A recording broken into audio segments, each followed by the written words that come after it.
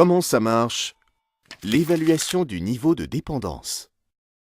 Tout contrat de dépendance s'appuie sur une grille d'évaluation qui permet de définir avec exactitude le niveau de dépendance d'une personne et la prise en charge qui en découle. La majorité des assureurs utilisent la grille AGIR, Autonomie, Gérontologie, Groupe ISO Ressources.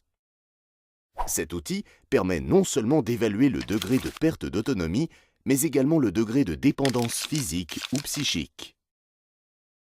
6 niveaux de dépendance, les GIR, Groupe ISO Ressources, y sont répertoriés. Les GIR 1 et 2 correspondent à un état de dépendance totale, et les GIR 3 et 4 de dépendance partielle. Les GIR 5 et 6 concernent des personnes dépendantes qui conservent un certain niveau d'autonomie.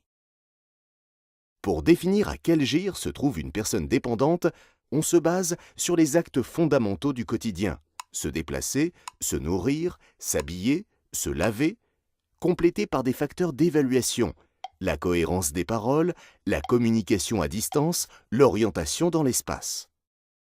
Ainsi, le GIR 1 regroupe les personnes totalement dépendantes, bloquées au lit ou dans un fauteuil et nécessitant la présence permanente d'intervenants à leur côté.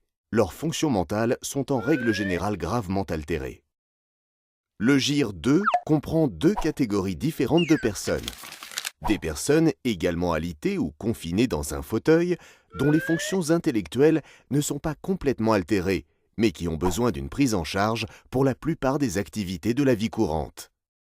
Des personnes qui ont conservé leur capacité à se déplacer, mais dont les fonctions mentales sont altérées. Le GIR 3 réunit les personnes qui possèdent encore leur capacité mentale et leur autonomie motrice, mais qui ont besoin d'aide plusieurs fois par jour pour accomplir les gestes de la vie courante. Le GIR 4 rassemble également 2 catégories de personnes. Des personnes qui ont besoin d'aide pour se lever et se coucher, éventuellement se laver et s'habiller, mais qui peuvent ensuite se déplacer seules au sein de leur logement. Des personnes n'ayant pas de problème de motricité, mais qui doivent être aidées pour préparer les repas et se laver. Le GIR 5 concerne les personnes ayant seulement besoin d'une aide ponctuelle pour la toilette, la préparation des repas et le ménage. Et le GIR 6 réunit les personnes quasi autonomes, mais dont l'état de santé nécessite une surveillance. Elles sont capables d'accomplir les actes de la vie courante.